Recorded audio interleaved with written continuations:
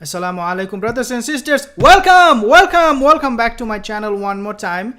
If you're new here, dear brothers and sisters, you can consider subscribing because we talk a lot about the coming of the Mahdi, Yajuj and Majuj. We talk about the Dajjal, end of time, the Sa'ah. So again, if you are new here, inshallah, consider subscribing. This video, I want to talk something different. Okay, not the regular thing that we talk about. This is something very sad, to say the least. Very sad. We are seeing a lot of these mixtures between a Muslim worshipper, the one who was supposed to be worshipping one Allah, one God, is worshipping the gods that pagans, Hindus are worshipping. Very sad, because Allah Azza wa Jal will forgive any sin except shirk. And this is exactly what these people are doing. And there is a hadith for that too, which indicates that these things will happen at the end of time. And as I said, min shirari nasi, la takumasatu, sorry, min shirari nasi, the worst of human being. Wahum ahyaun, they will be alive at the end of time. Are we seeing Muslims becoming worse by day? Allahu alam. But this is something we need to talk, we need to counsel, we need to advise each other before it is too late. For many people, it is already too late. If you go and tell these people, do not worship graves, do not worship what the pagans are doing, wallahi, they will fight you. Wallahi, they will fight you. In fact, they will call you a kafir, a pagan, a mushrik.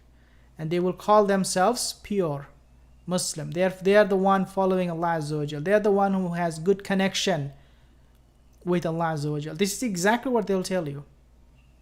And since we have a hadith for that, it is a matter that we need to take very seriously.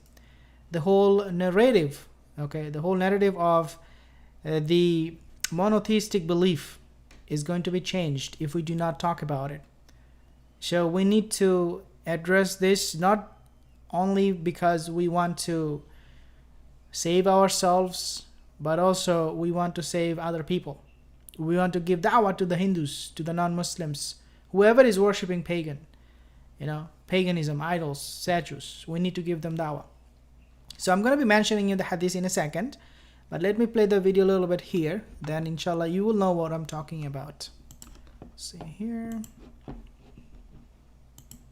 Popularly known as the Dargah of Banjari Wale Baba, a shrine of a Muslim saint. If you will not believe it, you'll not believe it. The title of this video, you know what did they write? They wrote Banjari Wale Baba Dargah in Raipur, a Hindu's temple and a Muslim's mosque, in Chhattisgarh News. Okay, so let me tell you the hadith in a second after I play the video. Sher Ali Aga in Raipur has been attracting people of all faiths. Devotees cutting across religious lines throng the shrine to seek the blessings of the holy saint. Hindus consider the Dargah as the temple and Muslim as the abode of Allah. Coconuts are also offered at shrine by the Hindu devotees as per their traditions, which show their devotion towards the saint. मैं हिंदू हूँ, लेकिन मस्जिद में है ये मैं हमेशा से आ रहा हूँ. हमारे पिताजी भी काफ़ी समय से आते रहे हैं. So basically he's saying that I am coming here, and my father, he used to come here too. And dear brothers and sisters, this is dangerous. Generations after generations, they're following this paganism. Now, what Rasulullah he said, this is one of the signs of the hour. Rasulullah sallallahu alaihi wasallam, he said, "La taqumu saatu hatta." The hour will not be established until talhaka kabailu, okay, min ummati bil mushrikin. La taqumu saatu hatta talhaka kabailu min ummati bil mushrikin. The Prophet said that, and this is reported in Tirmidhi, this hadith, and this is a Sahih hadith. It was narrated by Thawban. He said the hour will not be established until a group of my ummah, okay, Kabail, a group of my ummah, from my ummah, min ummati, they will ally or unite with the mushrik, bil mushrik. And not only that, وَحَتَّى يَعْبُدُوا الْأَوْثَنَ. And not only that, وَحَتَّى يَعْبُدُوا الْأَوْثَنَ basically means, and they will worship idols.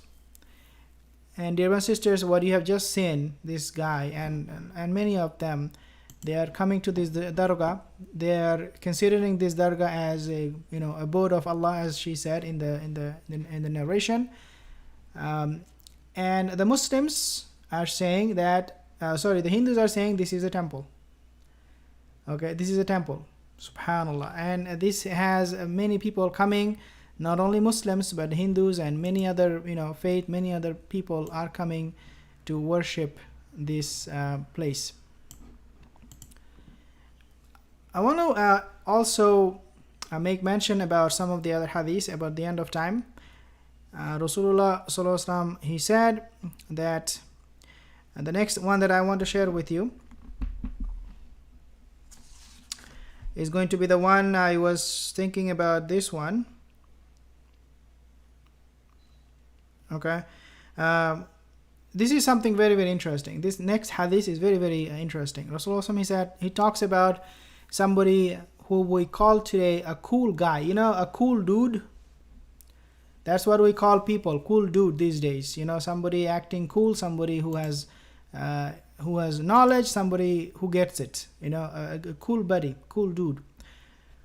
Rasulullah, he said, he talks about this cool dude. Believe it or not, 1400 years ago, he used exactly the word cool in Arabic, ma'adrafa.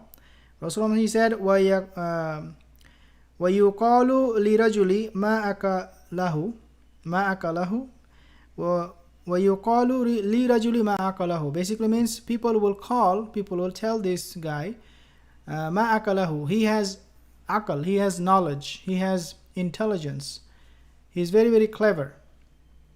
What they will call him? وَمَا أَدْرَفَهُ, and they will call him cool. And then he said, وَمَا أَجْلَدَ وَمَا فِي قَلْبِهِ مِثْقَالَ حَبَّةٍ خَرْدَلٍ مِنْ إِيمَانٍ. And he said that these people, there will come a time when people will call this guy, dude, you are very smart, very intelligent, you know so many things, you know how to trade Bitcoin, just making it up, you know how to deal with, how to play this video game, you know this, you know that. Means he is someone who is very, very intelligent. And not only that, ma adrafahu, people are also saying that you are very cool. Ma adrafahu, what we call today is cool. Okay, you are very cool dude. People will get along with him, people will chill with him, and they will find a kind of like a pride in themselves when hanging out with this kind of people. So Rasulullah said that this guy, okay, he will be called cool, he will be called smart, cool. And then he said that in his heart, وَمَا فِي قَلْبِهِ مِثْقَالَ حَبَّةٍ خَرْدَلٍ مِنْ إِيمَانٍ, but in his heart they will not find a mustard seed, grain of iman in his heart. There is no iman in his heart, but people are loving him, people are praising him, people are recognizing him to be someone very, very smart, in fact very, very important. SubhanAllah. And dear sisters, if you look at what is happening today, young Muslims, we see exactly what they're doing. They wear earring, they wear bracelet, they wear chain, they wear sunglass, they cut their hair in a very distinctive way, like Ronaldo. Half of the hair is gone, half of the hair is still there. They do a lot of things that would show people that, hey, look, I am a cool dude, and that I get it, and that I'm very modern. And this is one of the other signs of the end of time. And Rasulullah said this will happen. He will not have any iman. This guy, even the people are calling him akalahu, that this guy has a lot of akal, intellect, but he doesn't know the Quran or Hadith. He doesn't follow any one of those things. He goes to the party, he goes to this place, goes to that place, but he would not be someone who is close to the masjid. Now this hadith is very, very important. The next one, it talks about the end of time sign, which is, believe it or not, car. Okay, today what we have, car, we drive car, we have Mercedes, we have so many different names, brands for cars, right? Listen to this hadith. Rasulullah said that he did not obviously say the name car, because there was nothing called car at that time, but he said سيكون في آخر أمتي رجال يركبون على سروج كأشبه الرحال.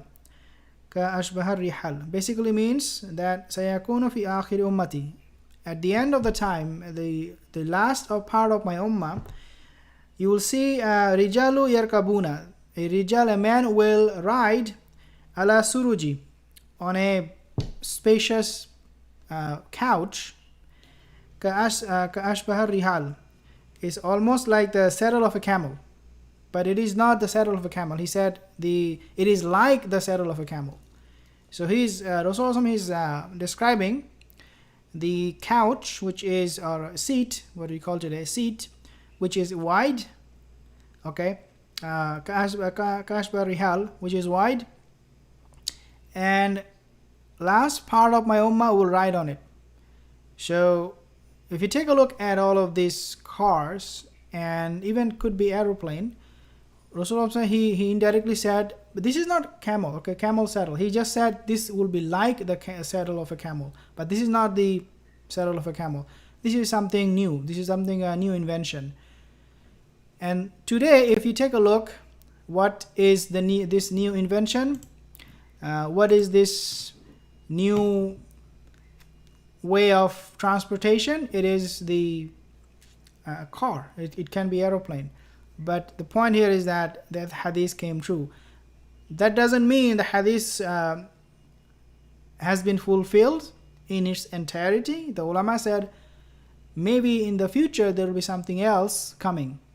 Okay, something else other than car and plane. There will be something else. But the point here is that this will happen at the end of time. Subhanallah. Dear brothers and sisters, these are some of the alamat, these are some of the signs that we find. Number one, Muslims will worship idols. They will unite with the mushrik. And this is exactly what they're doing right now. We find signs when human being, they will be adrafa ma'adrafa, he will be very, very cool. Ma'aqalaha, he will be very, very smart guy, smart dude. And we also find the end of time sign is that there will be people who will be riding on a couch, on a seat, very wide. It's wider than the saddle of a camel, which indicates it is the car seat or the aeroplane seat that we use today. Right now, situation is such that, wallahi, you can pretty much look at things that are happening today and relate that with the hadith to the end of time. Because, subhanallah, the Prophet ﷺ, when he spoke and used those words, they came true literally. There is no confusion what the Prophet ﷺ is indicating. When he said that Yarkabun ala suruji, he will be riding on a suruj, exactly we know what it means. It's a car seat, it's aeroplane. He prophesied that a time will come when my ummah, akhir ummah, will be driving cars. So 1400 years ago, he already gave us what will happen. These things are precise. His wordings are precise, to the point, very short. But how often we Muslims, even though things are so easy for us to understand, how often we really understand these hadiths and study them and follow them? Very rarely. We do not do it. And this is the danger. Okay, this is the danger that the ummah is facing. Rasulullah, he also talks about the end of time, malhama, war will take place. We do not have to go that far to understand the hadith, the authenticity of the hadith. Wallahi, you can just open your window, take a pic, and see whatever you have outside, and come back, study hadith. You will see that the hadith is talking about what you just saw from the window. Wallahi, this is that easy. I actually make mention about another thing, which is animal talking end of time. I saw actually a video the other day when we saw حتى أتكلم السبع الإنس, that the animal will talk to تكلم السبع الإنس, they will talk to human. I was watching a video, a crow, okay, I think it's in Canada, I'm not sure. The crow was trained, it's like a bird, crow.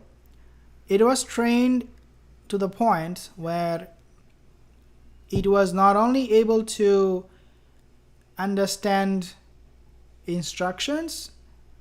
So for example, if you tell this crow that this is blue, this is red, this is white, and then you tell the crow pick the one that is white, it will pick the white color.